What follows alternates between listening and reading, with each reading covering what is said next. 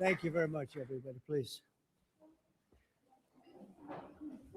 This is a very important meeting.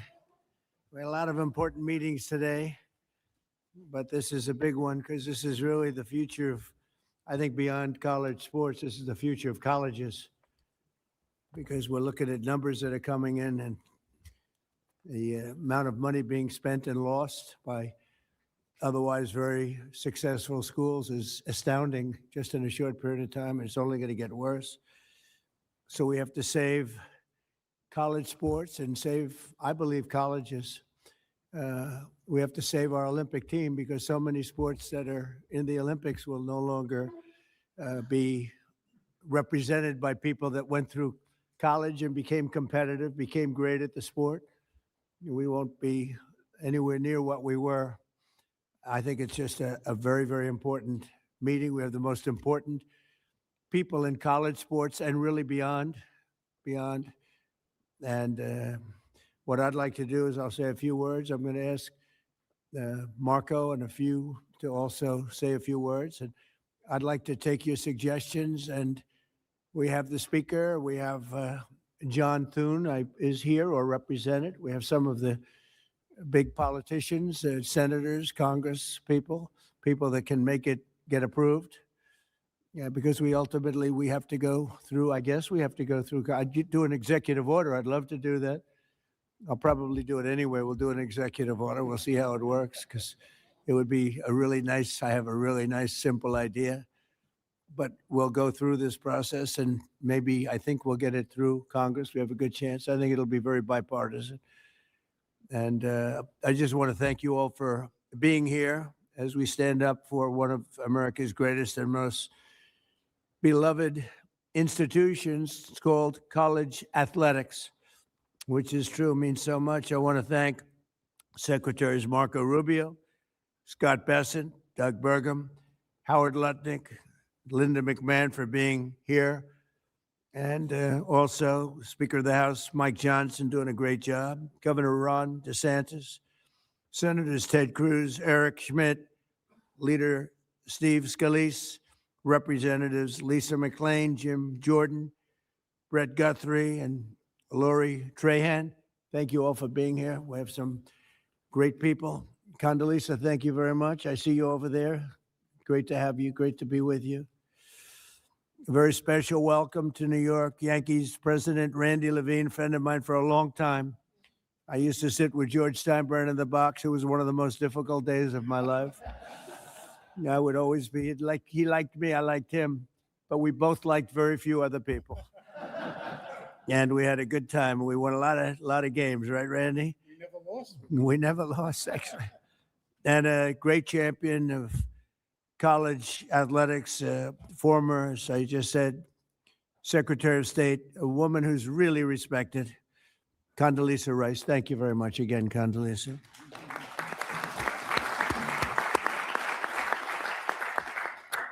And Ron DeSantis has been working very hard with us, and wherever you may be, Ron. Hi, Ron.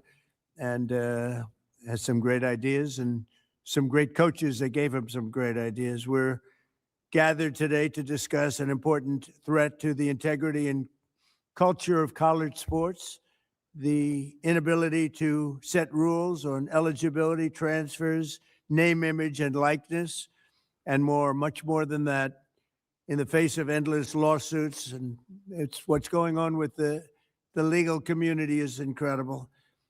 We had a lawsuit a couple of years ago by a radical left judge from California who decided, knowing nothing about football or college sports, that everything was illegal that was taking place. And I don't think it was ever appealed. Nobody can find out if it was appealed or not. But you can win an appeal. I think I win more cases on appeal than I do in front of some judges that are not very good. but it was a horrible, incredible ruling, and it threw the sports world and the college athletic world into tithers. And that's where we are right now. It's crazy things are happening. Young people are being signed, 17-year-old quarterbacks for $12 million, $13 million, $14 million. We have a 7-year freshman. You know, we have people, we're seeing things that we've never seen before. We have college players that don't want to go to the NFL because they're making more money in college, right, Jim Jordan? And a lot of really bad things are happening. But basic questions like who is eligible to play are now virtually unregulated and decided randomly by judges rather than by reasonable, agreed upon rules that could be very simple and very simply drawn. So this has grown into a major challenge. We actually have some of the best sports agents here because I think they'd like to see it solved, but maybe not. I'm not 100% sure about that. But they're represented. We have everybody represented today, just about every group you can think of. But it's grown into a major challenge that threatens the future of college sports and really colleges themselves, because many are going to go down the tubes. It was announced that Penn State, their athletic division, lost $535 million this last year. Florida State, Ron and I spoke about it, $440 million loss.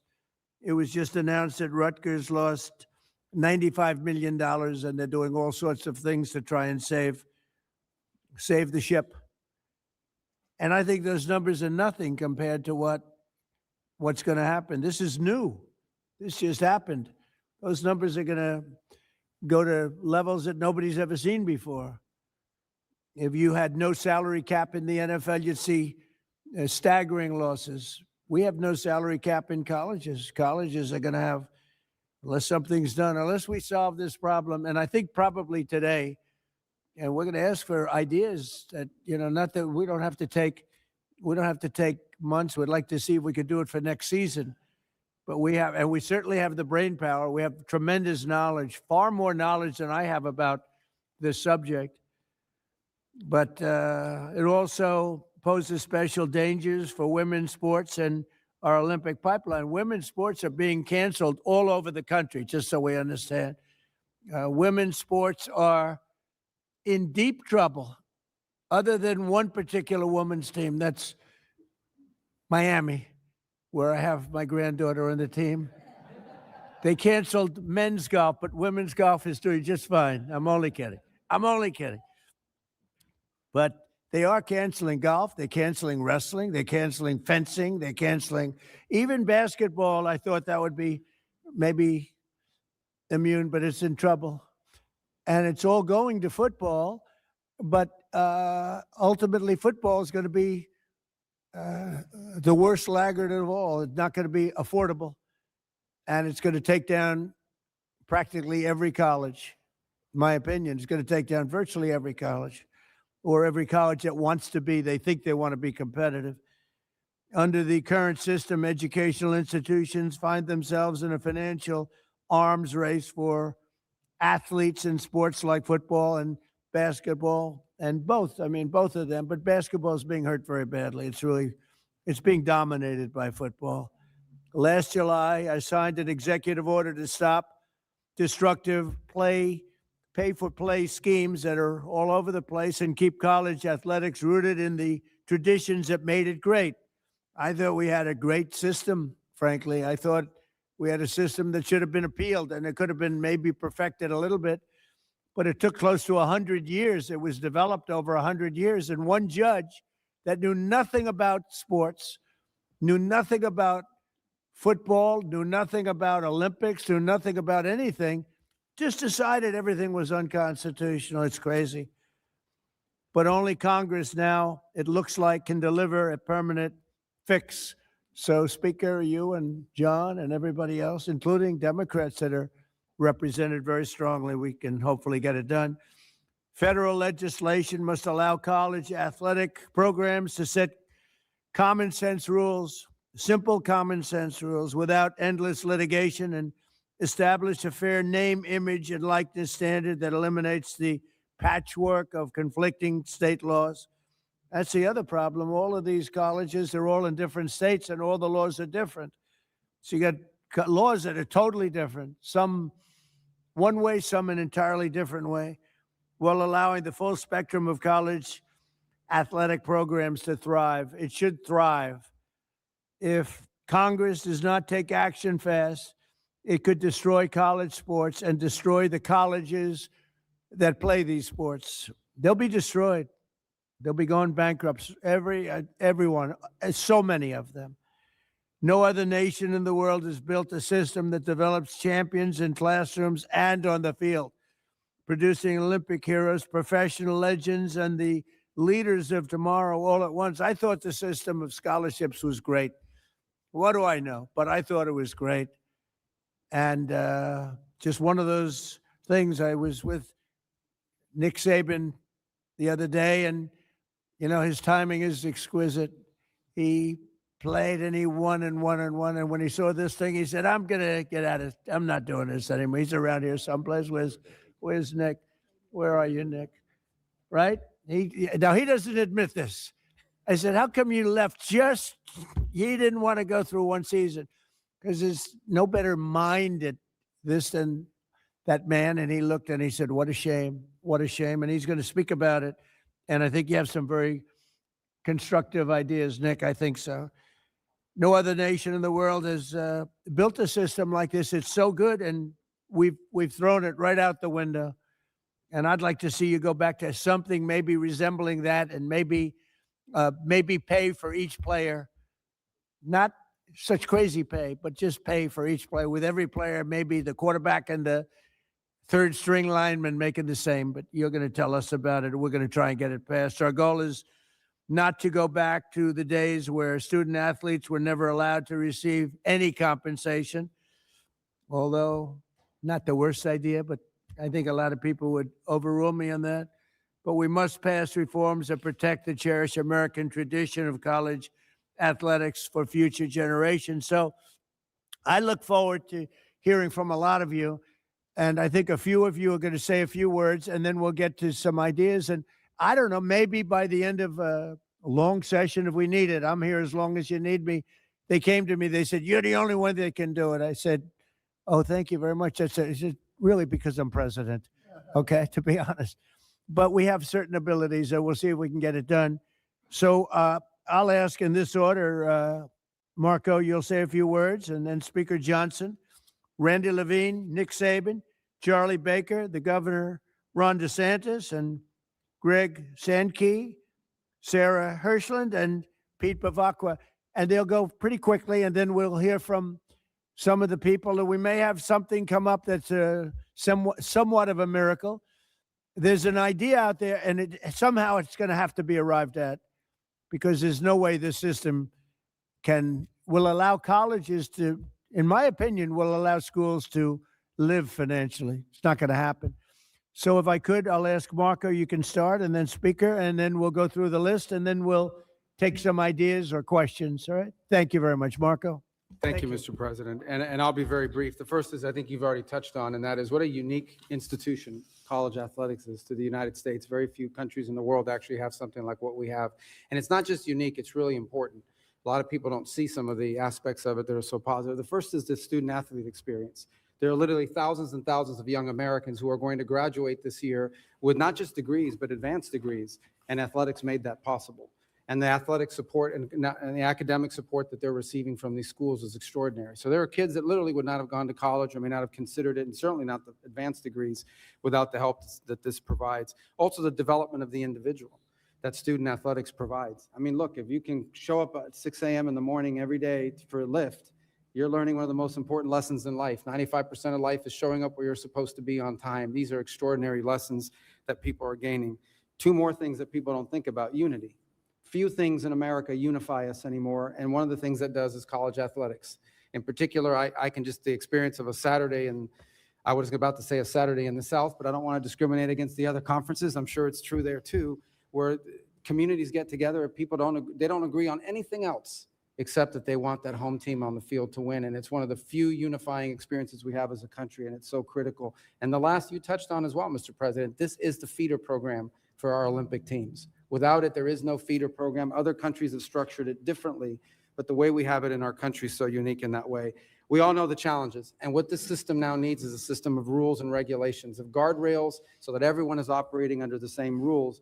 And it's difficult to do because it's moving very fast, but you've got the right people in the room here, Mr. President, and the right leadership. So thank you for caring about this, because it truly is important for the country and for millions of Americans who are fans, and thousands of families who have student athletes in their family who have experienced the system or are going through it now. So thank you. And Marco has a conflict of interest that he didn't reveal, which is a very serious charge. Could be a criminal charge, actually, because his son is a very good player for a very good college and makes money with NIL. So this is a serious conflict of interest. But we'll take him. We waive his conflict. Please. Thank you, Mr. President. It's an honor to be here with so many of the all-time greats. It's a treat for us, members of Congress. There's many of them around the table, and they're happy to be working on the issue with you and for you. I would say people often say that Speaker of the House is the most stressful job in the world. Then I think of SEC football coaches, because they got to win every Saturday night. And my friends who are in those positions, I have a lot of sympathy for. I want to commend President Trump for his extraordinary leadership, and he leads on this important and complex issue as he does all others. He sees a problem, he wants us to solve it, and he assembles the right people to get that done. And I think he really is the only figure on the planet who could do that. So I thank you for that, Mr. President, getting everybody together. One more issue that we'll tackle. I'm a double alum from LSU, undergrad and law school, so I bleed purple and gold. And we talk a lot about college athletics down where I'm from. It's a big thing, but the whole country cares deeply about it because it's part of Americana, as Marco was saying. It's part of who we are as a country, and it's so important. And we have to navigate through these unprecedented waters together. I'm glad there's some really smart people who are working on that. Mr. President, Congress does need to act quickly because it's getting out of hand, and I think everybody here recognizes that. I want you to know the House has been working very deliberately and I think very effectively on this. We've done a lot of good work, and many of you are familiar with the SCORE Act. We passed a important procedural hurdle in December. We're right on the verge of passage in the House, and we now think we have the votes to do that. But that's why this meeting is so timely, because we want to have the conversation today and in the days that follow, because we want to make sure that we get it right. It's a bipartisan product. It has broad support in the House. We believe we'll have every Republican now, and we have a double-digit support of at least Democrats. It is bipartisan. A lot of good work's gone into that to get it there, and we think it may be the vehicle to get us to the next phase of this and this essential conversation. But the next step is preparing that legislation for final passage. So I was talking with Randy and many of you who are leading on this. This is a very important and timely conversation that we'll have today, and I said in the days that follow. We're encouraged to see all of you, the experts who know this issue better than anybody in the country, willing to put your time and effort into it and provide feedback, because we want the final product to be the best it can be. We want to accomplish the necessary ends, and we think we're very close. Everybody here wants to see this American institution succeed, and we have that opportunity within our grasp. And we want to make sure that the solution we develop actually works for student athletes who are at the heart of this, and that's who we care about so much. And we know that the foundation of any good deal begins with getting the right people in the right room, and this is the right room, and this is historic, and no one knows better than the man who literally wrote the book on it, and that's President Trump. And so I want to thank you for assembling us, Mr. President, and we look forward to the discussion. I yield back. Thank you, Mike. Thank you, Mr. President. Thank you, Mr. President, for putting this group together.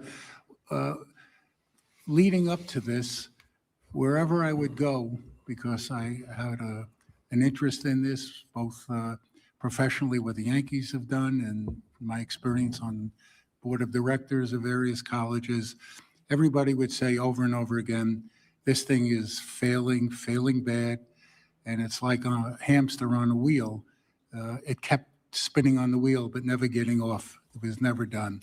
And they told me, please talk to the president, because he's the only person who will convene a group like this in order to reach a consensus to get it done. And he agreed to do it. But he said to me, if I'm going to do it, it has to be bipartisan. And he asked me and the speaker and everybody else to make sure it is bipartisan. And it is. We have people from both parties here, and that's what has to happen. So we put this group together. Why do we put this group together? Because it's representative of the people who know the best on how to solve this issue. We have college presidents who've been living with this from all over the country. We have some of the finest athletic directors who have been pioneers in this area. We have professional sports executives. Why do we have them in the room? The answer is, as Commissioner Silva would tell you, or Hall of Famer Lou Lamoriello, these issues have been in professional sports for a long time. We have a lot of experience. I negotiated the first revenue sharing agreement in baseball. Caps, revenue sharing, distribution, all of those things are what we live with every single day. So maybe we can share our experience and transport it here as long as it's in the context of college sports. There's one group that is missing, but they won't be missing from the final product, and that's the student athletes themselves. This group, as we move on, you can be assured we'll be talking to the student athletes and all their representatives to make sure their voices is clearly heard.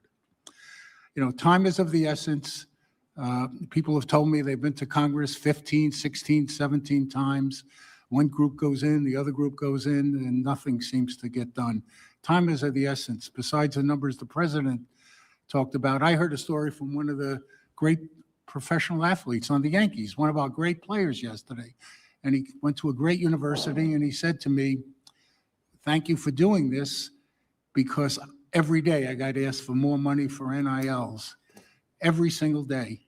And what happened is I gave money for an NIL for a quarterback who left the next year. Meanwhile, a friend of mine, daughter is on the rowing team, and she lost her scholarship, and she's an Olympic hopeful, and now she has to pay her own way. That's just not right. It's really not right, and it has to be fixed. So, Mr. President, thank you for bringing this group together. I think they're really, just for discussion, we'll hear from everybody. I think they're really two things to add on to what the speaker said that have to be done. One, there has to be an antitrust exemption, because everyone in the room has to be able to talk to each other, all the conferences, the schools, the presidents, everybody, without getting sued. That includes the kids. They have to be involved in these negotiations, the student athletes.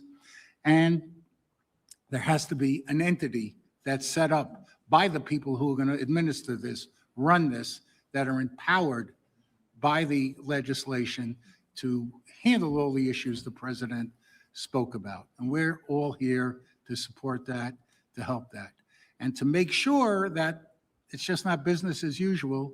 Just an idea I have is maybe that antitrust exemption lasts for 2 years to make sure that these rules and everything are really being enforced. And if they're not, we go back to square one. It'll give the Congress oversight, give the president oversight, but it's time to move. And Mr. President, I couldn't agree with you more. Thanks to your leadership, we got to move this really, really fast. We have ESPN and Fox here. They're probably the biggest payers in this entire thing. And the fact that they're here and their voice is heard is great. So, Mr. President, only you could pull this off, and we're grateful. Thank you very much. Thank you very much, Randy. And Nick Saban, please. Thank you, Mr. President, for the chance and the opportunity to be here to speak with you today. But I just want everybody to know that I'm just a football coach. I spent my life when we had the ball trying to get a first down, when they had the ball trying to get off the field on third down. So this is an unlikely position for me to be in to speak to such a distinguished group of people. Thank you. But I come here today with a question. What are the guiding principles for the future of college athletics? All athletics. I'm talking about football, basketball, Olympic sports, revenue, non-revenue, it doesn't matter. You know, my goal as a coach for my players, for our players, was to help them be more successful in life, that we would create an atmosphere and environment that would help them through personal development, academic support, 668 degrees and 17 years at Alabama, and help them develop a career as a football player. That was our goal, so that they were creating value in life and we were preparing them for their future past athletics. So what happened? You know, in this current system that we have, that became impossible to do because people, instead of making decisions about creating value for their future, they were making decisions about how much money could they make at whichever school they could go to or transfer to. So I think we have a challenge here today about the ramifications of this current system on how it helps players be successful in their future and how we can impact and create a system that will help and preserve the opportunity for student athletes to be able to have success in their future beyond athletics. So we need to develop an effective system of revenue sharing, authentic name, image, and likeness, authentic being you have marketing value, which now we have collectives, which just create opportunities, which just become pay for play. Eligibility issues where we have guys playing 6, 7, and 8 years. So you have 25 and 26-year-old people playing against 18 and 19-year-olds, which is not healthy. Transfer rules, we have over 4,000 people in the portal. Fans don't like it, support groups don't like it. It's not really healthy for players in graduation to transfer several times in your career. You really put yourself in a pickle in terms of your ability to graduate. So I think we need to come up with a system, and we obviously have to do it with the president's leadership and also with Congress probably, whether it's antitrust legislation or whatever it is, to allow student athletes in all sports, including women's and Olympic sports, to enhance their quality of life while going to college, but still provide opportunity to advance themselves beyond their athletic career, which is what the philosophy of college athletics and getting a college education has always been about. And how much does anybody talk about getting an education anymore? Nobody talks about it at all, which is the most important thing any of these student athletes can do in terms of enhancing their future. So thank you very much. Thank you very much, Nick. Charlie Baker? Well, thank you very much, Mr. President. I especially want to thank you for putting me in the lineup after the most legendary college football coach of all time. And I really want to thank you for your interest in this issue and your commitment to it. And I also want to thank you for the work that your administration has done on a number of different issues, working with our team and with many members of the folks who are in this room today. You know, today there are more kids playing college sports than at any time in our nation's history. There's 556,000 student athletes across all 3 divisions playing on behalf of 1,100 schools. And those 1,100 schools are second only to the United States of America in terms of the amount of financial assistance they make available to those student athletes. It's over $4 billion. That's also the biggest number we've ever invested as a community in the student athletes who attend our schools. There is a lot that is right with college sports, and anybody who watched the women's Olympic championship game between Canada and the United States would know that, among other things, all of the players on both of those teams were former college student athletes. All 46 of them from both teams that played in that championship final. Women's sports has grown dramatically. The visibility of women's sports, the viewership of women's sports, the attendance at women's sports, the investments in women's sports have all gone dramatically up over the course of the past 10 years or so. And if you talk to almost anybody who follows youth sports, they'll tell you that the growth in youth sports on the women's side continues to be profound. But that said, everything everybody has said about the challenges we face at this particular point in time is true. And I want to give a special thanks to Speaker Johnson and to Leader Scalise for the work that they've done, you know, to use a sports analogy, carrying the ball on behalf of the SCORE Act in the House chamber over the course of this year. It deals with the rules issue, it deals with the agents issue, it deals with some of the financial issues, it deals with the equity question, it deals with a wide variety of the issues that are challenging for so many in the college sports space these days. And the final thing I'll just say, we have, I talk to a lot of people who are connected in one way or another to college sports, both in this country and around the world. because they have children who attend college here in the US. And over and over and over again, the thing I constantly hear is there's nothing like college sports anywhere else in the world. And you are so lucky to live in a country where you have a system that works for young people the way this one works for young people here. So I'm deeply grateful for your commitment to this issue. I'm thrilled by the folks you've managed to put around this table. I agree with others who said there's probably nobody else who could do that. And college sports was a great thing for me and my kids and my wife and so many. I know a lot of kids who wouldn't have graduated from high school, much less gone to and graduated from college if it wasn't for college sports. It's a truly unique American jewel, and we should do all we possibly can to ensure its success for the next generation and the generations after that. So thank you again for having us all here today. Thank you, Charlie, and you're doing a great job. Appreciate it. Ron, please. Well, thank you, Mr. President, for doing this. I mean, you have pedaled to the metal on so many different issues, from national security to border to energy, and you're not taking the pedal off any of that. And you could be forgiven to say college sports is important, but your plate's full, and you just added it to all the other things that you're doing. And I thank you for that, because this would not get done without your leadership. No one else could get this group together. No one else could work with Congress to be able to do it. And so I appreciate it, because it is important to a lot of people. I mean, we know this is out of whack. We went from a system where you couldn't give a student athlete anything. They could sell your jersey, you get nothing, to now quarterback throws for 300 yards and they go see the coach. Hey, I need more money. Give me more money from the club. Okay, I'll transfer. Or they get money and I don't want to play in that bowl game. Sorry, I'm just going to sit out. And I think that that's been bad, certainly for college football and college sports. But let's just be clear. A lot of the speakers have said, and I speak from being in the South, college football is king. It's not even close. University of Florida is the reigning NCAA basketball national champion.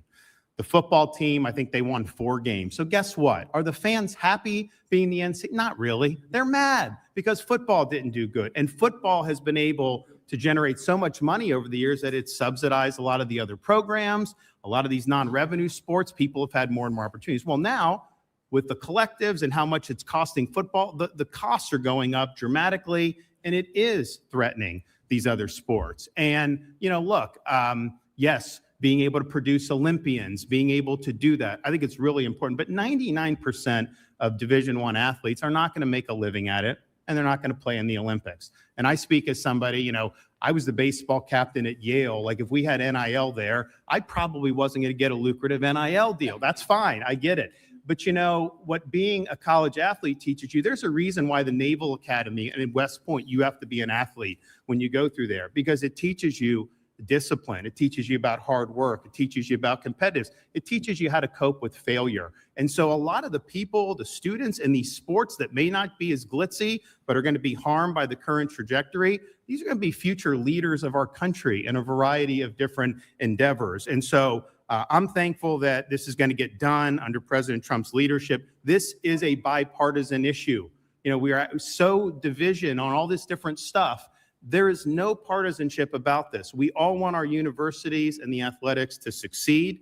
A lot of the speakers have talked about the issues of eligibility. I mean, how do you have there till you're like 25, 18 to 25, and you're still playing? How do you play in the NBA G League and then come back and play in college? How do you get to transfer all these different things? We know those need to be addressed. And obviously the compensation with NIL, I signed one of the first NIL bills, but that was like, if they're making money off you, you get. Now they're doing like perpetual negotiations, even more than pro athletes can do. So I'm confident this is the group to do it. This is the president to do it. And there's going to be a lot of people in our country that are going to be happy when this problem is fixed. Thank you, sir. Thank you, Ron, very much. Very much. Greg? Thank you, Mr. President. Thank you for convening this group. And I also think it's important to point out, you've been to Tuscaloosa a few times for great football games, a couple national championships. And I think the power of your presence around college sports is an important factor in this conversation. I had a knock on the door of my residence hall in 1983 by my baseball coach. I was a bad catcher at Laterno College. That's why I'm here today, because he taught me some lessons that had I not been in that situation, I never would have learned. I've spent 2 of the last 3 weeks with our student athlete leadership councils. And I asked them, what would you say in a room like this that people need to hear? And that there were 2 things that they wanted me to communicate.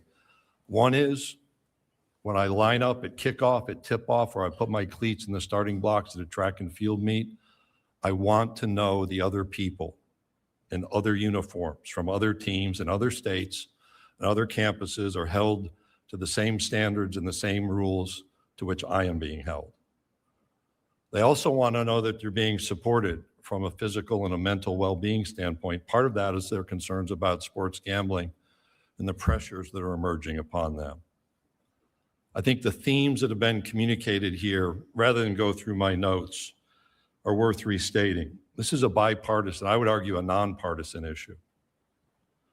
This is a circumstance where among the 4 conferences, the ACC, Big 12, Big 10, and SEC, over $2.3 billion was spent in FY24 to support Olympic sports. And in Paris, 219 US medalists went through the college sports system, 89 of those being gold medalists. In college sports, we move young people from adolescence to adulthood through education, through becoming part of a community, which they otherwise would have not experienced, and the opportunity to build a legacy. In the current environment, each of those elements is interrupted. Transferring 4 or 5, I have a basketball player in my league on a 6th campus, does not provide educational achievement opportunities like we should demand. Being part of a community when you transfer that much doesn't happen, and building a legacy is overrun by the next name, image, and likeness opportunity. I appreciate what's been done in the House and the SCORE Act. Speaker Johnson, I once lived in Natchitoches, Louisiana, place you represent. Leader Scalise, your work, I know Congressman Roy has been part of those conversations and others in this room, and it is bipartisan, but we need to bring more people in, and we have work to accomplish in the Senate.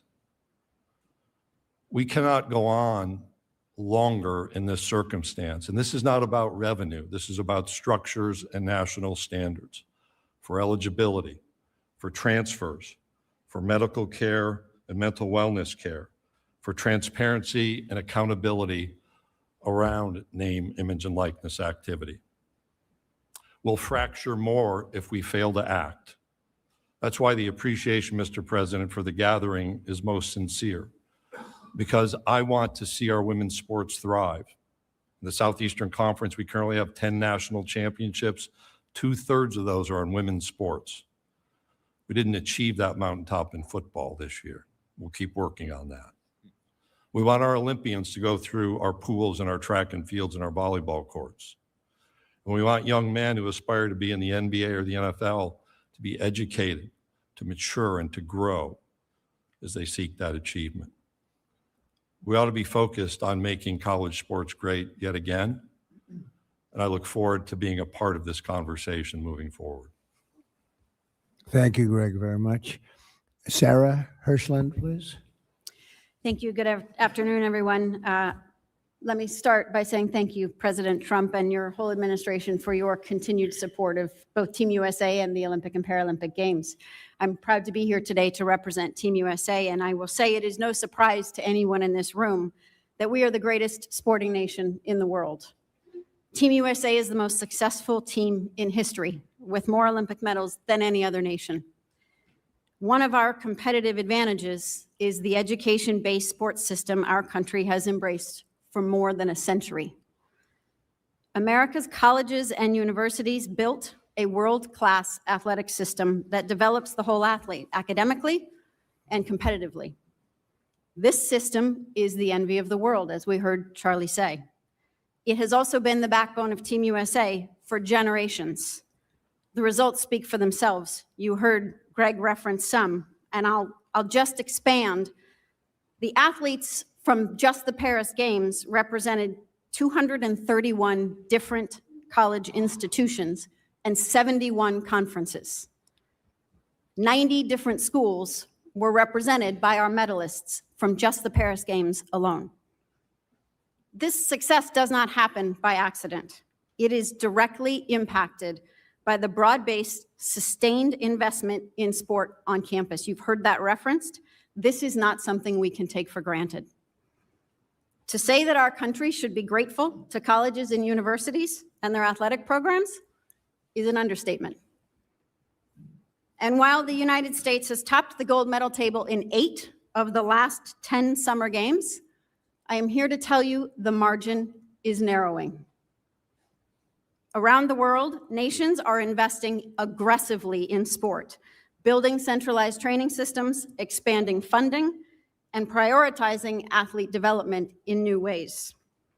That growing global competition comes at a moment when U.S. colleges must increase their investments in football to stay competitive.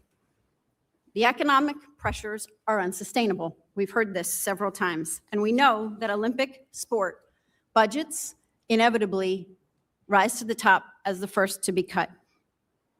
And in some cases, women's sport, but it's also men's sport, may be eliminated. We must keep our eye on both. We know what happens when those investments are reduced or disappear.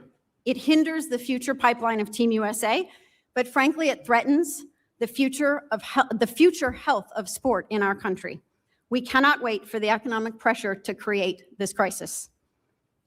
We stand here today, Team USA, in solidarity and partnership with the collegiate sports community to encourage Congress to pass legislation that stabilizes the foundation of sport on campus and ensures a healthy and robust ecosystem for student athletes across a wide array of Olympic sports and football, which is kind of coming to the Olympics.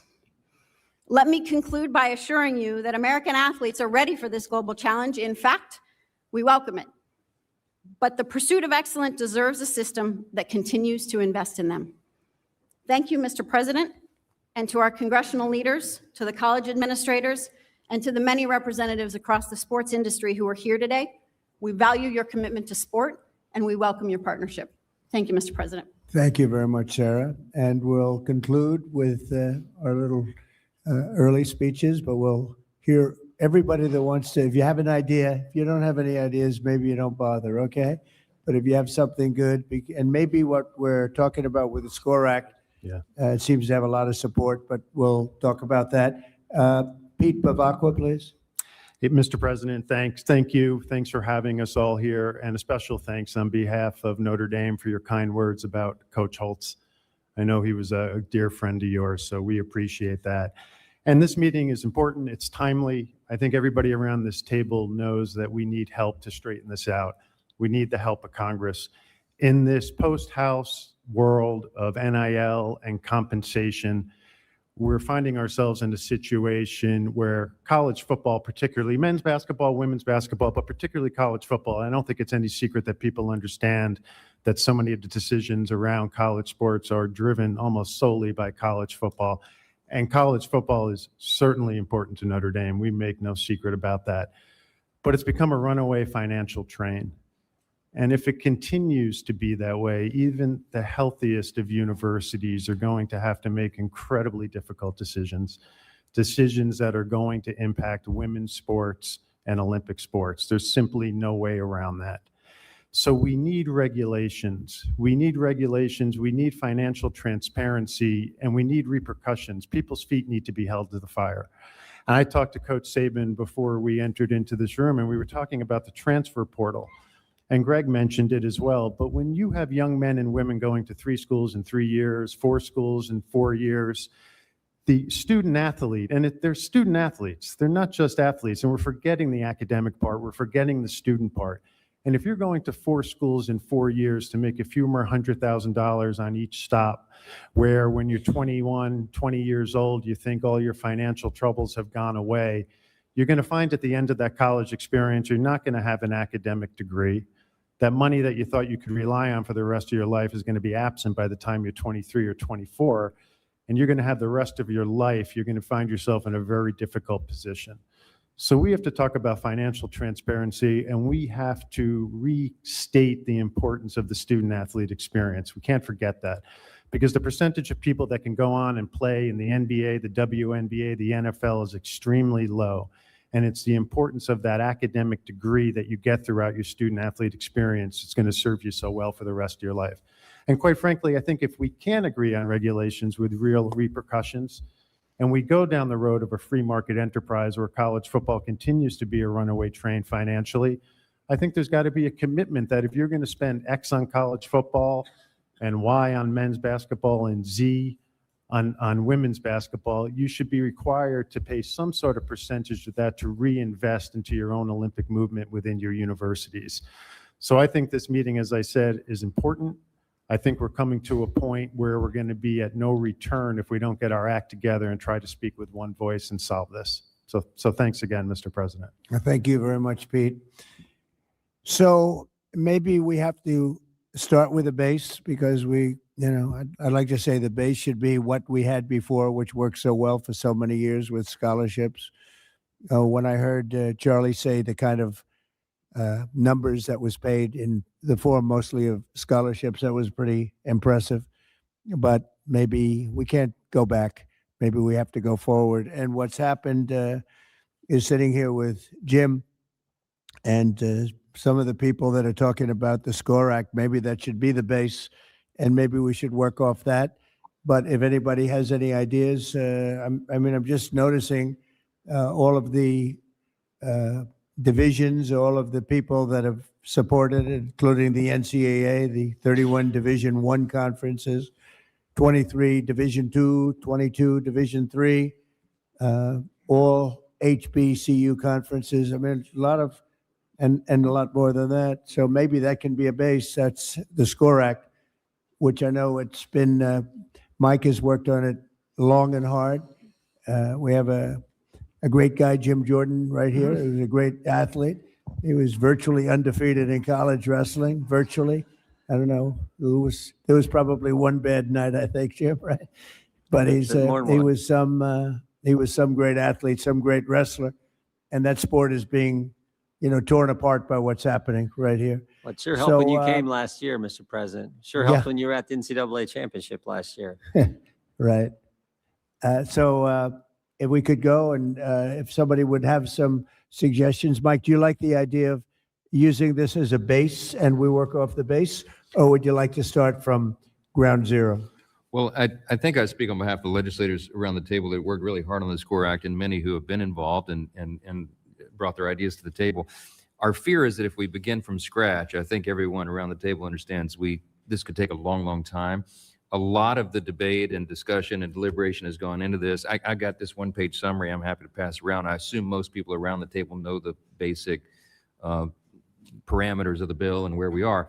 But the idea would be that if there are, Randy and I were speaking earlier before we went into the Oval Office, there may be some ideas to enhance it or make it better. We want to have the best possible product.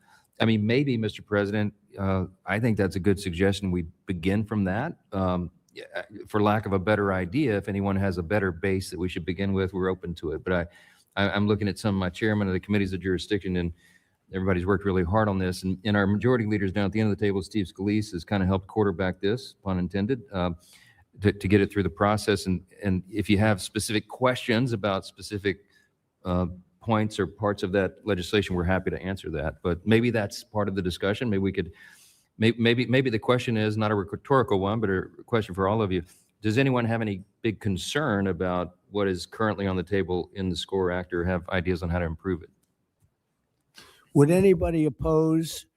I mean, most of you have studied the SCORE Act more so than I have. Would anybody feel strongly opposed to starting with the base of the SCORE Act, which has gone through a lot? You would oppose it? Go ahead. Well, first, I'm Lori Trahan. I represent Massachusetts and appreciate being invited to this today. And I'm really happy to hear you talk about women's sports in particular.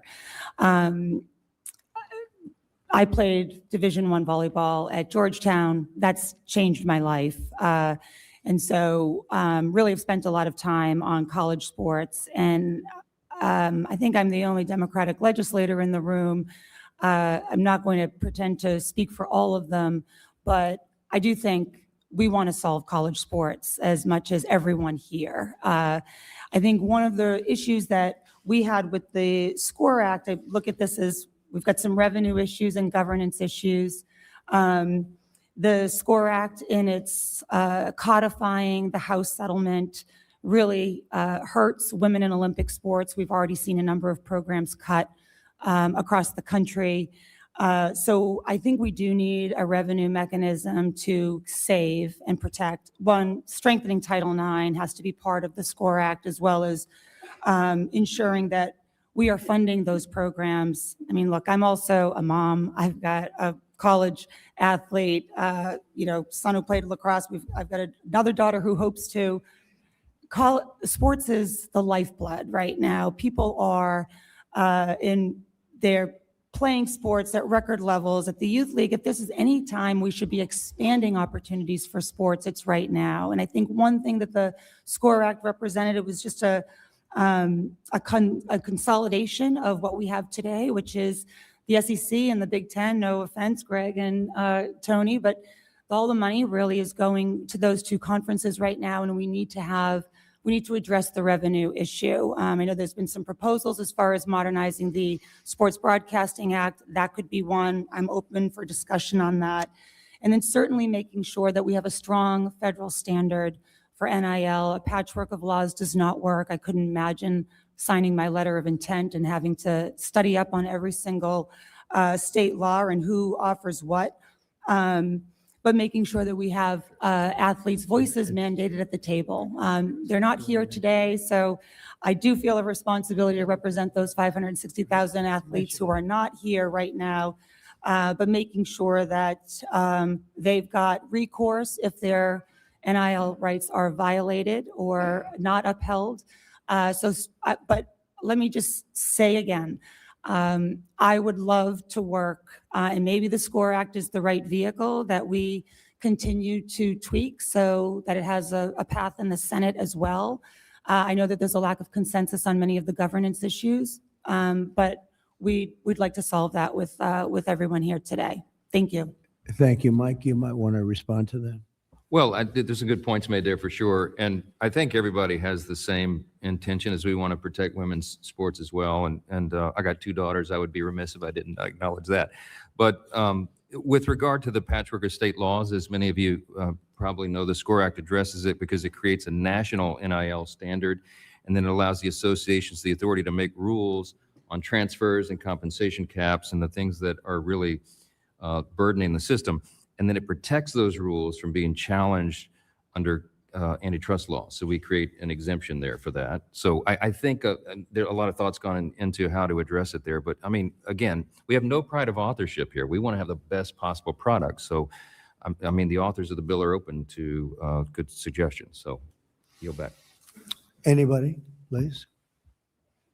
Yes, Steve?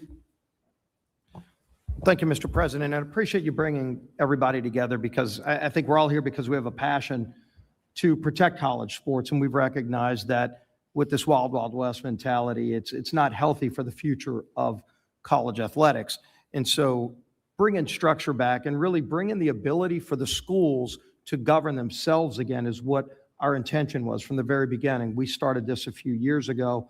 I remember Coach Saban came to my office and others, and we started listening to the people that are there at the schools dealing with the problem as payment of students became legal, which happened through legal arguments that, Mr. President, you talked about, some of these lawsuits that ultimately broke down the framework that Charlie Baker and others were able to use to police college athletics. That's gone now. And so how do we put that structure back? So we listened to the schools, we listened to the different conferences, all the different conferences. We talked to a lot of student athletes. We have a number of student athletes in Congress who played different sports, who are co-sponsors of the SCORE Act, and came to this from that same approach, saying, as somebody who played athletics or somebody who just has a passion. I lived in Tiger Stadium my second year at LSU, in case you're wondering where my leanings are, but I care about the future of college athletics. And when you see a student athlete, as you talked about, Pete, on their sixth school and they're 28 years old, number one, they're not going to have any college credits to be able to graduate. And the idea of being able to get a degree for the 99% who aren't going to play professional sports is just going to be lost. And how can you reestablish that? So we started putting some things together. We have the antitrust protections in this bill. We protect women's sports in this bill. We established, Mr. President, that Title IX maintains so that however many men's sports you have to have an equal number of women's sports. Some schools have a lot of sports. Some schools can only afford a few, but whatever you have to have an equal number of women's sports, and that's protected in this bill. And obviously, the Olympic sports are protected as well. We also wanted to make sure you could put limits on the transfer portal, because that is something that a lot of people get very frustrated when they see that you just have pure free agency. The professional sports don't even have that. And so you limit with, and again, open to suggestions, but what everybody seemed to come to an agreement on was 5 total years of playing with 1 ability to transfer within that. And there's flexibility by the governing organization, so the NCAA can look at a case by case. If your father's on life support and you want to transfer to a different school to be close to your family, you can get an additional 1, but let the governing body be able to do that again. We put those in the bill, and then we give the financial literacy requirements so that student athletes have more protections that they currently don't have today. You might be getting that $300,000 or $2 million contract. You might not even know you have to pay taxes on that. And you might run into some real financial problems if you're a 17, 18-year-old kid. We make sure the schools educate the kids on financial literacy. So we put a lot of other things, including health protections, as Commissioner Sankey talked about. So we listen to students. We listen to schools, we listen to all the conferences, all the HBCUs support this bill, and we built a framework and we built a coalition. We're right now at a point where we've got more than a majority in Congress supporting this bill, including, as the Speaker said, double-digit number of Democrats who support this bill. So it's a bipartisan coalition. We absolutely will take more input, but only input that grows the coalition, not detracts from the ability for student athletes to get that structure that they and the schools need. That's what the SCORE Act does. We want to move on it soon, because I think we all recognize that we can't wait another year and have this wild, wild west continue, and it will take the Senate some time to start their own process. So I'm expecting we're going to be moving soon, in hopefully the next few weeks, on the SCORE Act in the House, and then keep this conversation going, keep growing this coalition to solve this problem, Mr. President. Thank you. Thank you, Stephen. We have to move it quickly. Otherwise, you're going to have another season that's a disaster, and it's not affordable by colleges. Next to you, Steve, you had something to say? Thank you. I did. Thank you, President Trump. My name is Jim Phillips. I'm the commissioner of the ACC. We welcome Kai this fall. I'll be your commissioner, so we'll look forward to seeing you out watching her play. I went on a college campus 30-some years ago and never left until I became commissioner. And I will tell you, we need your help.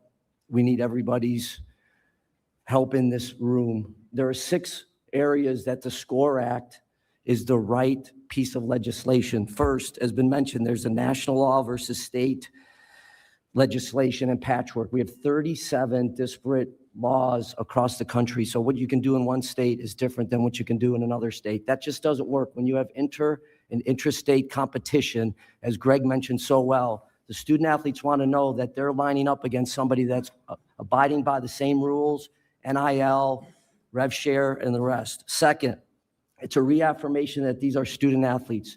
Not one of the commissioners in this room has had a student athlete come up to them and say, we would like to be an employee.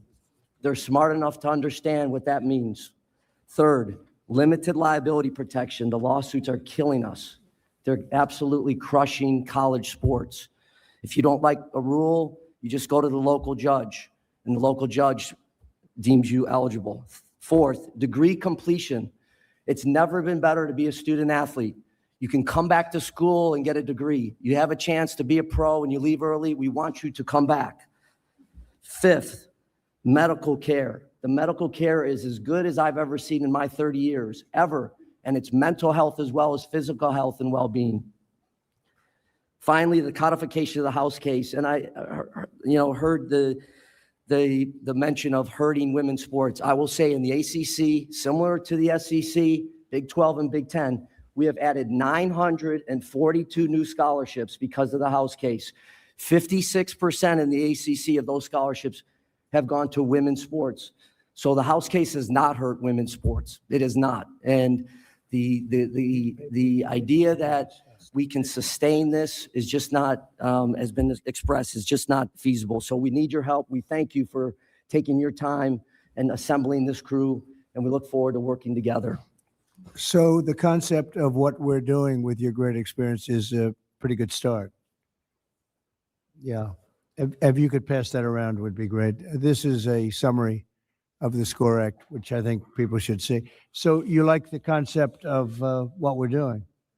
Very good. Yeah, it sounds it. Yes, sir. Good. Thank you very much. Please. Tim Pernetti, the Commissioner of the American Conference. Mr. President, thank you for putting this incredible meeting together. And more personally, thank you for your support of the Army-Navy game. Army-Navy are members of the American Conference. Thank you. Like a lot of people have said in this room, I had the same experience. College football changed my life. I couldn't afford college. I got a scholarship and it changed everything. And I won't reiterate all the reasons why SCORE makes sense, because there's a lot about it that makes sense. But what we have to remind ourselves, and there's a lot of business people in the room, is we're not solving the economic crisis as part of it, because we are in a real economic crisis in college sports. Like, we have complex challenges. The mission is completely out of focus. This thing was about education through sport. That's what it was supposed to be, to what Coach Saban said. It still is that, so long as we put it back in focus. But we can get through SCORE, create more consistency, because the industry has a lack of consistency from eligibility all the way down the line. But we have to examine other ways to solve the economic crisis. And these things shouldn't impede each other. And I know it is a very hot-wired topic, but looking at the opportunity for the industry to bring together valuable commercial resources in the future, such as unifying their media rights, is something that should be examined. And we're not making that decision today. If the Sports Broadcasting Act can be amended to provide college football the antitrust protection that the pro leagues have to be able to unify their media rights, that gives the industry an option, which is the important word, in the future. And that's really what the industry will need. This is an expense problem, but there are revenue paths that we haven't ventured down yet. The reality of all this is going to take bold steps. It's going to take guts. And this has become a transactional business where commitment is flying out the window, but it's not everybody. The top 1%, which is how the industry has been designed to serve the top 1%, 99 out of 100 student athletes in our league don't want to be employees, to what Jim Phillips said, and they signed up for a great experience. Like, our responsibility is to make sure we reinforce the mission and create resources around them to have the experience. But that conversation, whatever side of it you're on, should be had to see if there's an option in the future to dramatically improve the economics for the industry. Thank you so much, Mr. President. Well, thank you. And thank you for mentioning the Army-Navy game, because as you know, I signed an executive order to protect that time slot, so that during that, from like 3 o'clock to 6 o'clock or 6:30, I guess, we protect that space, that airspace, so nobody can play a football game, and we have the Army-Navy game protected, because the kind of money that's being thrown around, they were a little bit concerned that the Army-Navy game, as great as it is, may not do so well. I think it would actually do pretty well, but we protected the time spot anyway, so that during that little period of time, it won't have any of this competition where lots of money is being thrown around. I think it was a worthwhile protection, because it really is it is a very special time and a very special game. So thank you very much. Great job. Anybody else around? Mr. President, can I just, before Yes, we go, you're given a handout that just has a quick summary, bullet points of the composition of the SCORE Act for those that aren't familiar with it. And let me just apologize. I think NIL has been abused, and my staff put my name and image on the top of it really big. And it's sort of ironic, if not intended. Sorry about that. But You didn't get paid for it. I didn't get paid anything for it. Yeah, yield back. Anybody else, please? Cody, please. Yes, sir. Mr. President, I would like to express my gratitude for your involvement and interest in all of this, and especially personally the opportunity to be involved in helping to find the solution, because college sports, as many have said, changed my life, made me a better businessman, a better husband, better father, and made me better at life in general. This is a complex issue. It's multifaceted. There are a lot of different perspectives on how it should be solved. There are a lot of different agendas that are represented in this room. And the SCORE Act is a good start. It gives us a place that we can build on. But as we move into the Senate, the political dynamics are going to change. And many of the agendas that are represented in this room and outside of this room are going to come into conflict with one another. The reality is nobody's going to get everything that they want. If we're going to come to a solution on this, we have to find a place where we're all sort of equally unhappy, so to speak. That's just like any other business deal. And I think what's key is that we are all willing to come to the table and compromise and work together, recognize that the small schools are important, the big schools are important, women's sports are important, Olympic sports are important. It's not just about big-time college football. And so that may require you twisting some arms along the way to make sure that people work together and are willing to give a little bit and understand that this whole ecosystem of college sports belongs to all of us. It's a national treasure. It's a public trust, as I've heard Clay Travis say before, and I think it's very accurate. And so it belongs to all the American people, and all the American people should share in it. And so I would just encourage everyone here, and I think that might even be a commitment that you could ask everyone to make, is that they will work together, they will compromise, come to the table, and be constructive. So, Cody, I know you have worked very hard on this, and frankly, you've been working on it long and hard, maybe harder than anybody else. I've heard your name mentioned more than anybody. Could you use this as a base, and we all get together, maybe as a smaller group, and ultimately report back to the larger group and come up with something? Do you think this is a good base? Yes, sir. I think it's certainly a good base, and it's a great starting point. Again, the dynamics will be different in the Senate, and we'll have to build on it from there. And again, a lot of these tougher issues are going to come to the surface once we get there. But absolutely, we should convene a smaller group that can work on those things and work on the compromises that need to be made to be able to have a bill that can get 60 votes in the Senate. Is there any way we could go back to the old system, which I thought was fantastic, and do something with some compensation for the players and simplify things so that you'd go back to a scholarship system plus some compensation, more minimal, but a lot for a player? I mean, for the most part, they would consider it to be a lot, whether it was $75,000 or $50,000 or maybe more than that. But you go back to that wonderful system that I thought we had until this judge decided to just throw everything out the window. And it's been worked at for years and years, and it was finally honed. And then all of a sudden we're sitting in this crazy neverland where colleges are losing hundreds of millions of dollars, and in many cases not even putting out competitive teams. It's incredible. Is there any way that can work? Coach, we were together, and you had some pretty strong ideas. How would you feel about that? As a coach, well, first of all, thanks for having us. And Thank you, Coach. I speak on behalf of so many of my former colleagues that I visit them now and they're a mess. I don't see coaches sticking around longer. The coaches are getting paid very well, so they leave and enjoy their life, because what they're dealing with is the loss of a locker room. You take away team, and our country's in trouble. My two girls played college volleyball, and one of the greatest interviews I've ever witnessed is she's at Georgia Tech and said, I learned so much more on the volleyball court than I ever learned in any classroom, which I agree with. So I actually think it's a simple fix. And it's not simple unless we get antitrust protection, because the NCAA, when I was growing up in the profession, if you violated a rule, that was a problem. You'd lose your job. And that was made very clear. Throughout litigation and other issues, the NCAA has become, they don't have subpoena power. And every time they make a decision, they get litigated. And I get it. I mean, I witness it. And as a result, and we know this from some of the policies you put in place, rules without enforcement equals chaos. You don't need new rules. We got plenty of rules. Enforce them.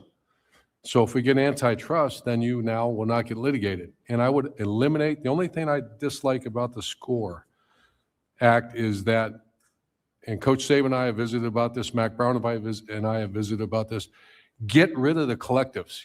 That's cheating. When donors, so everyone understands what a collective is. Donors put money in a pot, it's distributed to players through the coach and the general manager according to your talent level. That's not allowed. Not supposed to do that. That's called pay for play. So there's a revenue share that the universities get through their television contracts, and I know it goes up every year. That's their only financial, that's the only thing they're allowed to do for their student athletes. They can distribute that however they want. That's still pay for play. But any NIL conversations, which NIL, I think we all got to quit calling it that. It's not name and likeness. These players getting paid millions of dollars in some of the stories I hear, and they're posting an Instagram for twice, and then they're getting paid $1.5 million. So the NIL, to me, NIL in its purest form is America. It's called capitalism. If you can make money on your name, you should have a right to do that. If you're a gymnast, a volleyball player, a swimmer, a football player, and a car dealership wants to work with you legally in the business world, do it. That's what NIL should be. That's not what it is. So you get rid of the collective, becomes an illegal entity. There's no such thing. That even to this day, that makes my skin curl when I hear a collective. Get the donors out of it. If a business owner wants to hire Jeremiah Smith and pay him a certain amount of money, he's certainly allowed to do that. That's called capitalism. But the universities cannot arrange that and set that up. Universities can simply make sure the kids go to school, make sure they graduate, treat them fairly, make sure the women's sports, the Title IX, I'm all in favor of all that, but they cannot get involved in the financial marketing of your players. That's let the market take care of itself. That's called the market. That's called capital. The collective, I think if the collective goes away, college sports gets better immediately when you say that, if we have antitrust exemption. You know, it's just sitting around and having watched college sports for so long with no problems. What this incompetent judge did to this game, knowing nothing at all about sports, about anything that we're talking about today, is a disgrace. And it's going to be a very hard thing to put back together. We'll get it done. But what this person did to college sports is a disgrace. I say it. And we've seen plenty of those type of opinions. I had one recently, and it's gross incompetence, is my opinion. And everybody suffers, including student athletes, including women. Women are really taking the brunt of it, as what you were saying before. It was so perfect for women. It was so great for women the way it was. And now we have to come up with a whole new scheme to satisfy people. And there are going to be some unhappy people. And it was working before. A person that knew absolutely nothing about sports made a ruling, and she turned the whole thing upside down. And it's really a disgrace. You want to know the truth, a damn disgrace. And we'll figure something out. And it won't be easy. And it won't be as good, in my opinion, it won't be as good as what you had before, including for the students that were getting great scholarships. And, you know, some went on to professional sports and most of them didn't, but they got great education. They got it for free. And they had a lot of fun going to college, and they learned a lot. And they had great coaches, many of whom are around the table. They learned more from those coaches in many cases than they learned in the classroom. So, yeah, I appreciate what you say. Don't forget, when these donors or collectors or whatever you want to, all different names for different people, but as that money comes in, that's also money colleges aren't going to get. You know, they're giving money to players as opposed to giving maybe to the college to keep a lot of colleges going. And that's pretty tough also. But it's just a shame, because I got involved just recently, and I looked at what's happened to colleges and to college sports. And it is colleges, because the colleges are going to go out of business, many of these colleges. When I look at what a person that's a judge was able to do to destroy colleges and college sports that was so good, no problems, it's very, very sad. And in some ways, I'd like to just go exactly back to what we had and ram it through a court if we have to, because I'm not sure you're ever going to come up with a system that's comparable to what you had. And, you know, in life, you like to get better, not worse. You like to go forward, not backward. No matter what you come up with, you've gone backward, a long way backward in many cases. Mr. President, Yeah, please. Mr. President, Hi, Ted. I want to thank you and echo the thanks for bringing this group together. And I want to in particular underscore the urgency that we have heard around this table. College sports is in absolute crisis. Every single week, we're seeing another program being canceled. We're seeing another women's team being canceled. We're seeing Olympic teams being canceled.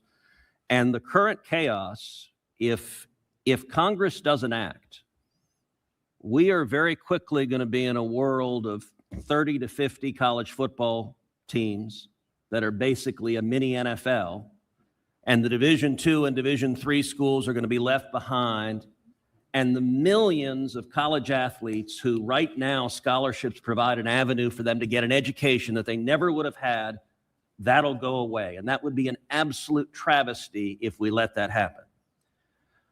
I will say, several people around this table said this is a bipartisan issue and we have bipartisan consensus.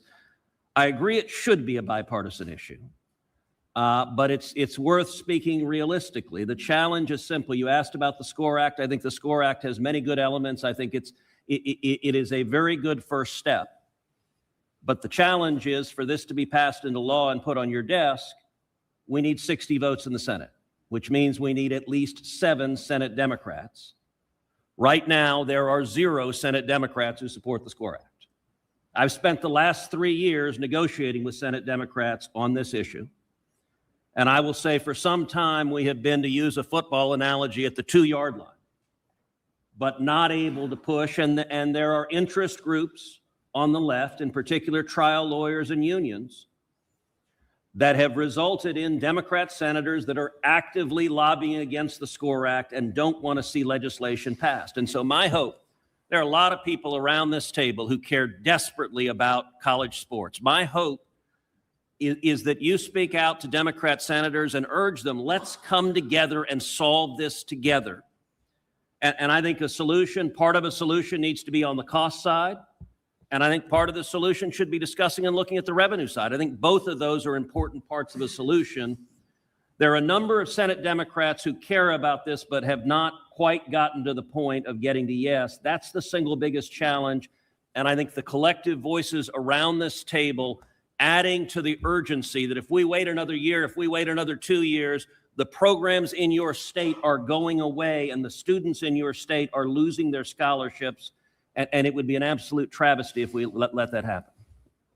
Mr. President, thank you. And I want to underscore that sense of urgency on the Senate side. I do think there's a growing number of senators that do understand that if we're here a year from now, we're in a much worse place. If we're here 2 years from now, college sports looks entirely different, and it would be a disaster. So I do think that growing sense of urgency is important. I appreciate you convening this. You have unique credibility on this, not just being president, but we've spent time at the Super Bowl, watching the Super Bowl, playing golf. You love sports. You have credibility on it. You care about it. And I think that authenticity matters for the leadership that we need. I do think that if we're serious about this, the antitrust exemption matters for the governance side, but I think the revenue side is inextricably linked to the success of this. If you are losing money on a football, and I'm from Missouri, we love, we're in the SEC. If you're losing money on your football program, you're not going to be able to subsidize the women's sports and the Olympic sports. So I do think that we can come together. I am hopeful and optimistic by the people who are represented in this room, and as we move forward, that we can find a solution. We have to. This is not just because we like watching sports on TV why this is important. There are lives that can be changed forever if we do the right thing. And I think that you've got the right people in the room, and I think you're the right guy to lead this effort. We're here to support those efforts in the Senate. Charlie, do you think we could come back to a solution or get a solution that was as good as what we had before, or almost as good as what we had before, or maybe better? I don't think better, but maybe. Would you say that's possible, Charlie? You're in the position to be able to tell maybe better than anybody else. Well, first of all,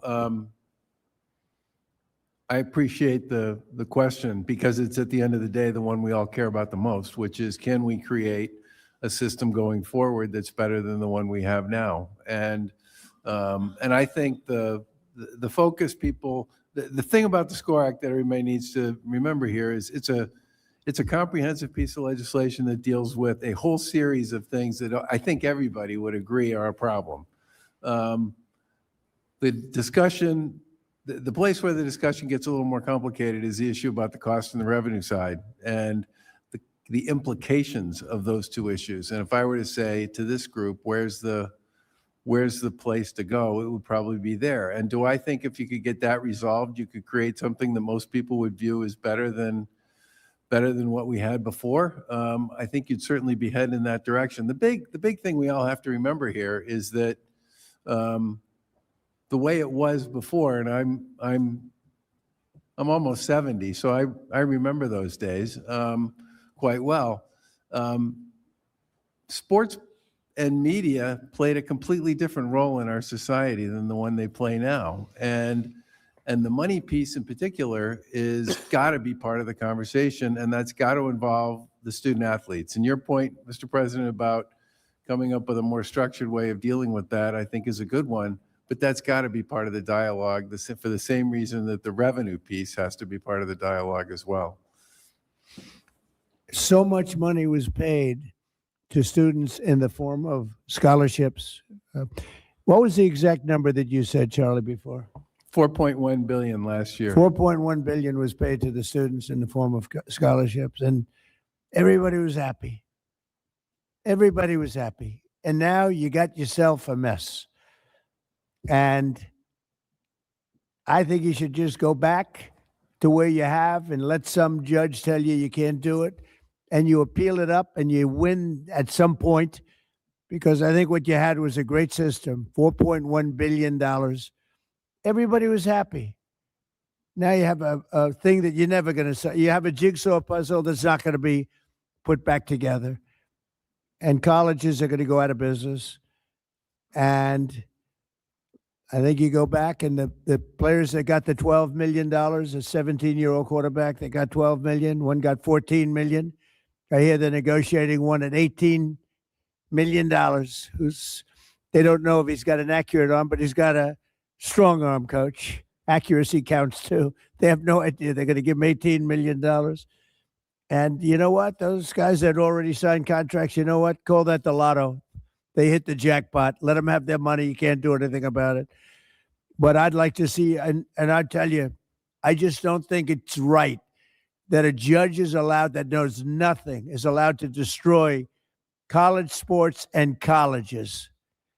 And I'd like to see you go back to where you were, enhance it a little bit through some compensation, and let them take you to court, because no matter what you do, you're going to be sued. You can do 100, you could give everybody everything, and you're going to end up back in court, and you'll probably have a judge that doesn't know a damn thing. And it's a mess. It's a mess. And I don't know whether or not that decision was appealed. Was that decision ever appealed? Does anyone know?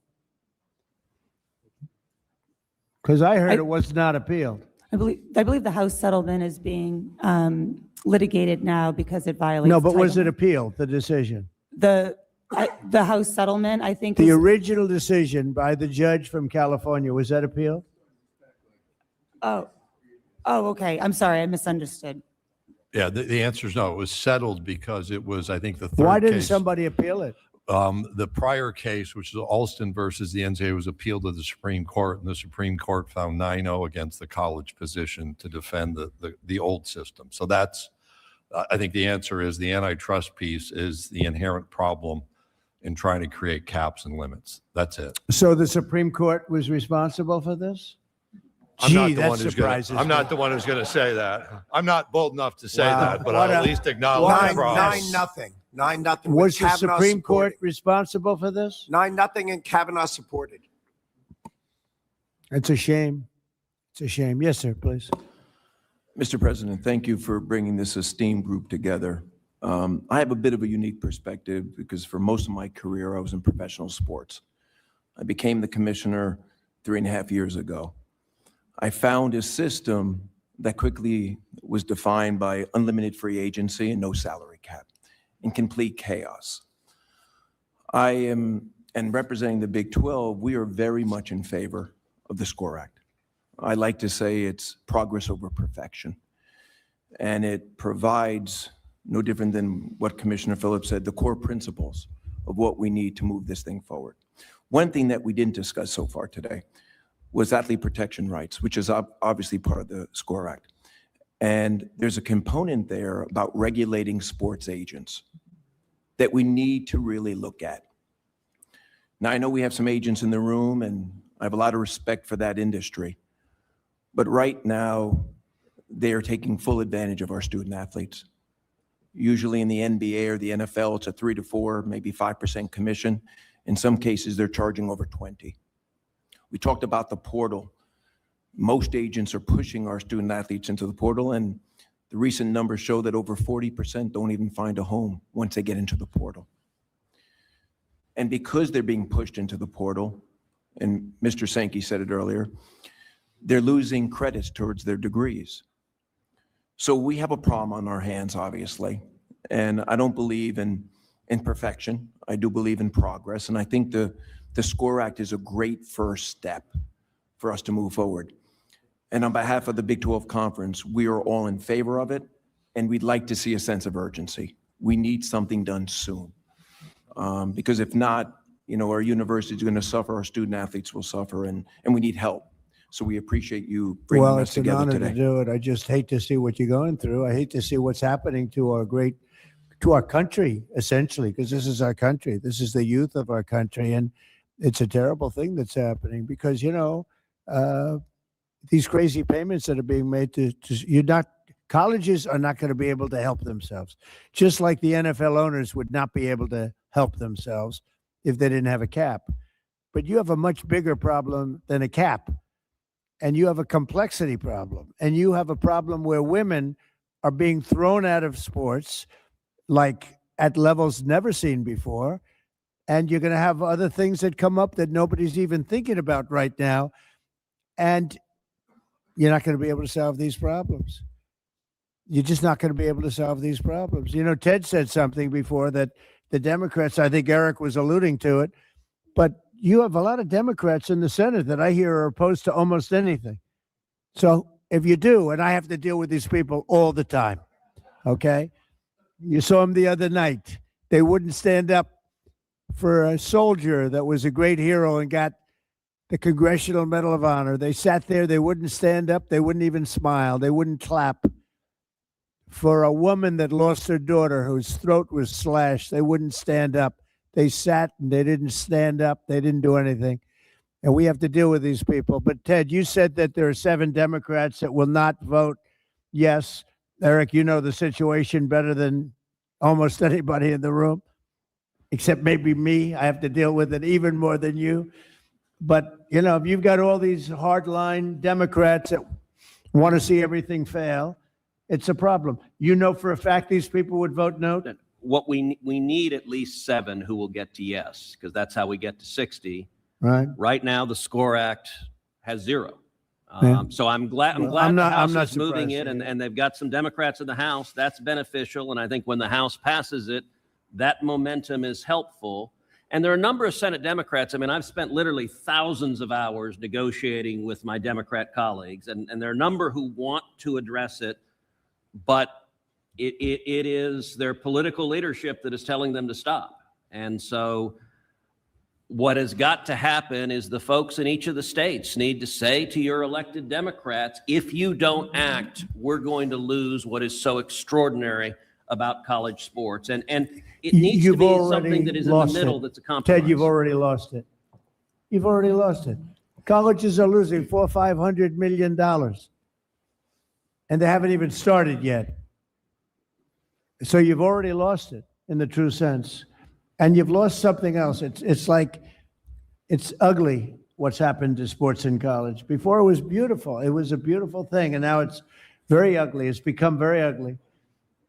And I think you're right. You're going to have people that will never vote for anything, no matter what you agree. You could agree to everything that's perfect, and they will never vote. And I'm not doing this I'm doing this as a practical person.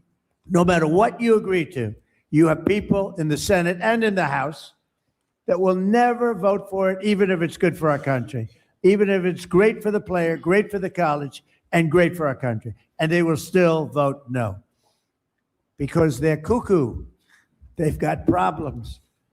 Maybe it's problems at home, Cody, but they have problems. So that gives us problems. And I think what I'm going to do is I'm going to sit down with some of the people in this room, like Urban, like Coach, a very fine coach, Nick, who won a lot.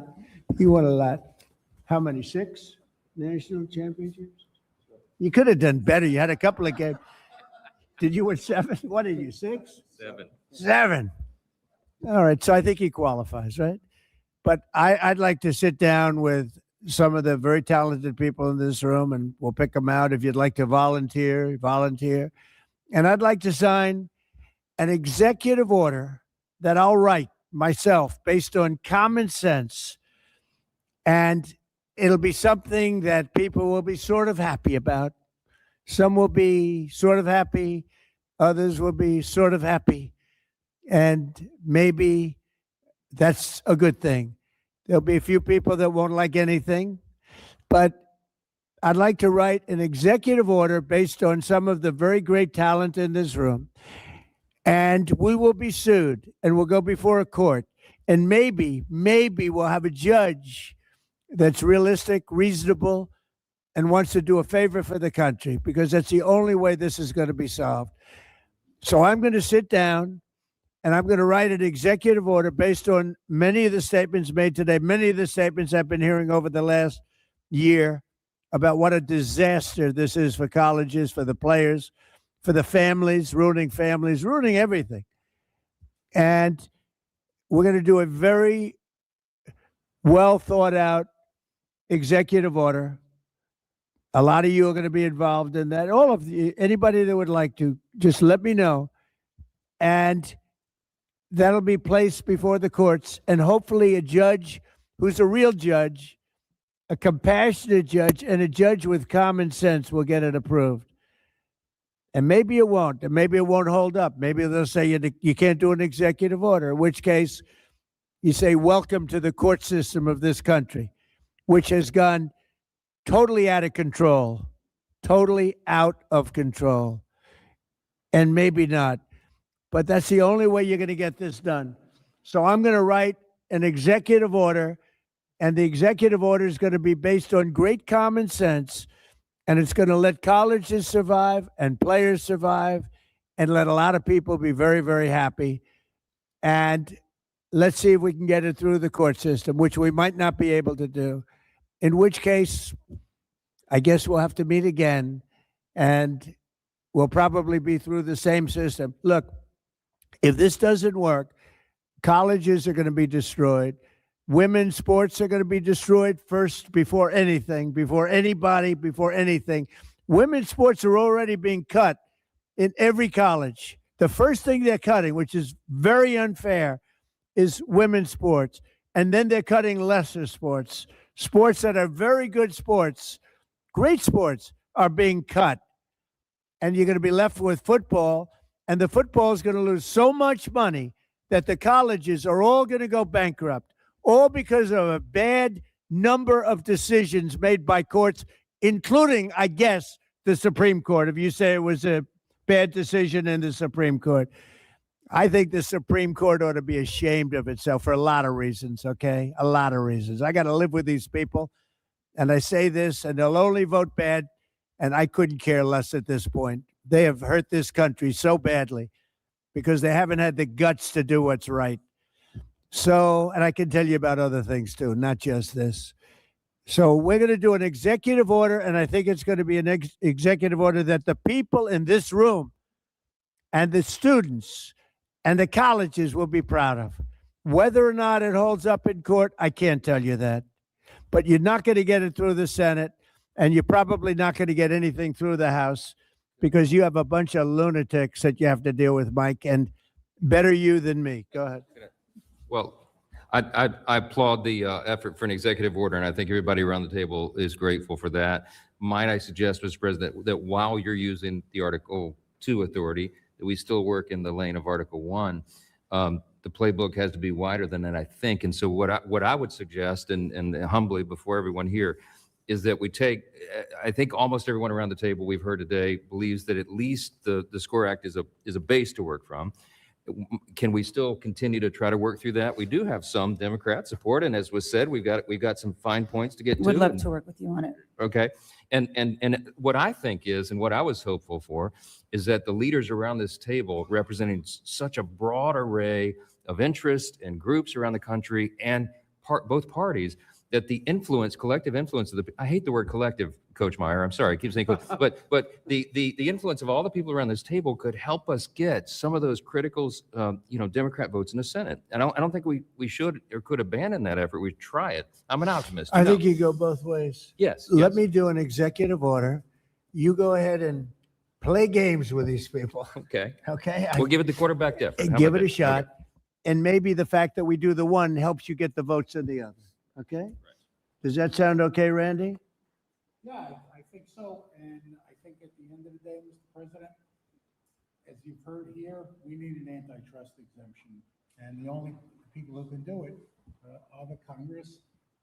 And I heard from all the senators and the representatives, and I agree the SCORE Act is a start, but with your leadership, I really do believe we can move the ball. I have ideas.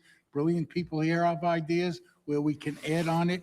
And based on my conversations with Democrats, I think they want to do this. I think the Congresswoman said that, and I think that there's a way to do this. And your executive order, again, showing leadership, stepping out is good, but I think we go on both Don't paths. forget, the executive order can then be put before Congress, and Congress can vote on it, change it a little bit, vote on it. But I'm looking to do it straight and let Congress go a different path.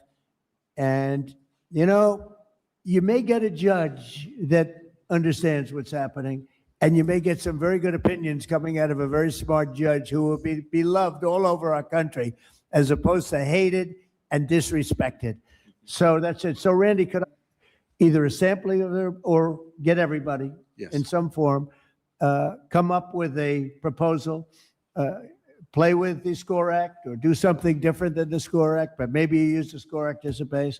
I separately will get some of the people in this room, and we're going to do a really good executive order. And maybe Jim will put that executive order in front of the Senate and the House. And who knows, maybe we get a vote and maybe we don't. But I'm talking about not even going before the Senate and the House, just having an executive order where we'll be sued and we'll go before the courts, and here we go again. But I think at the same time, you go down a separate track. Is that all right? Okay? Is that okay? Good. Other than President? that, we've had a great time. Can I? The press will take one or two questions, please. It sounds like the Russians are helping Iran target and attack Americans now. That's an easy problem compared to what we're doing here. But can I be honest? It's just, I have a lot of respect for you. You've always been very nice to me. What a stupid question that is to be asking at this time. We're talking about something else. Can we keep this maybe a little bit? Go ahead, please. Thank you, Mr. President. My question is for eligibility. As you know, my son, Joe, is a high-level D1 athlete, third-year relief pitcher, University of Maryland. How would I know that? He said, as you know, I didn't even know who the guy is. That's all right. The eligibility thing As you know. is a disaster in the NCAA. You have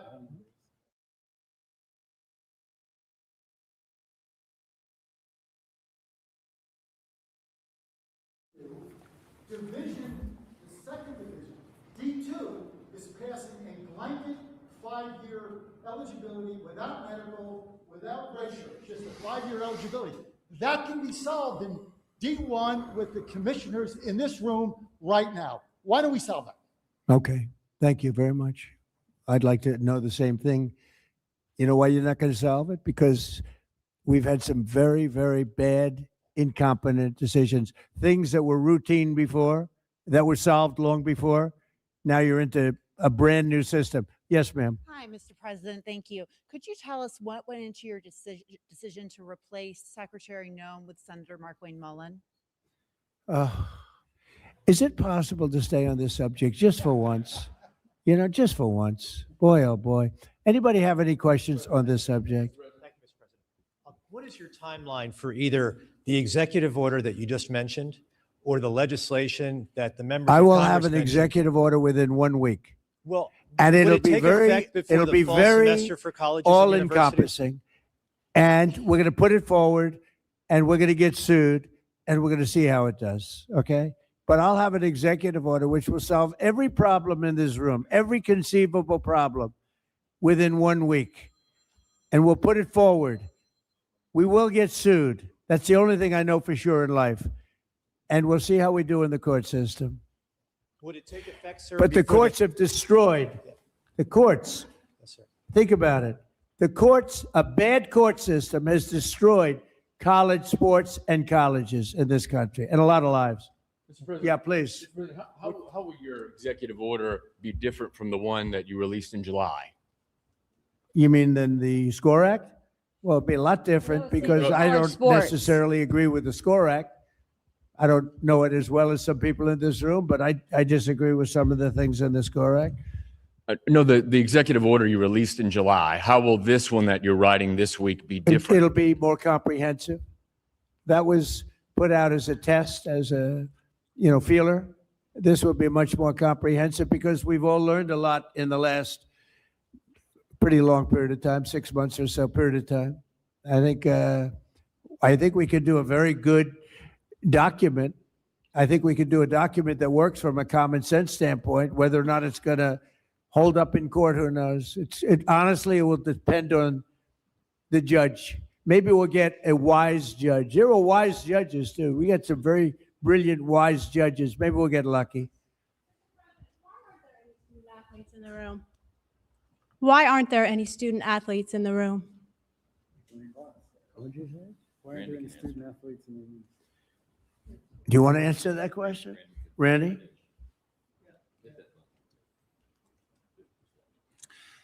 We've made it clear, and I thought I said it before, that we have agents here.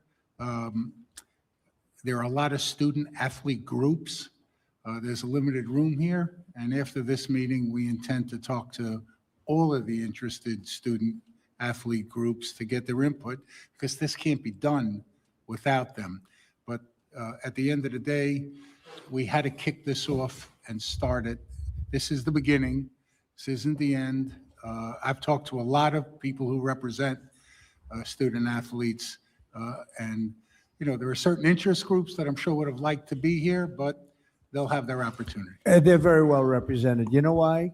Because people like Nick Saban and Urban Myers and some of the people, all the people that I know in the room, and the people probably that I don't know, they all care very much about the student athlete, more so than they care about themselves.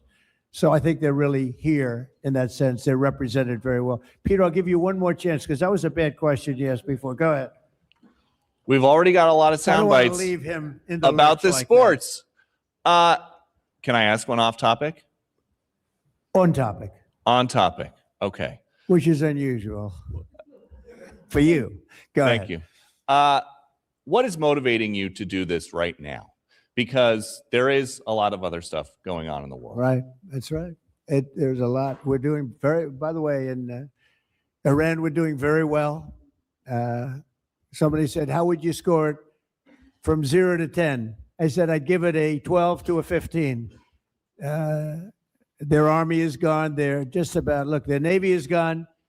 Their communications are gone. Their leaders are gone.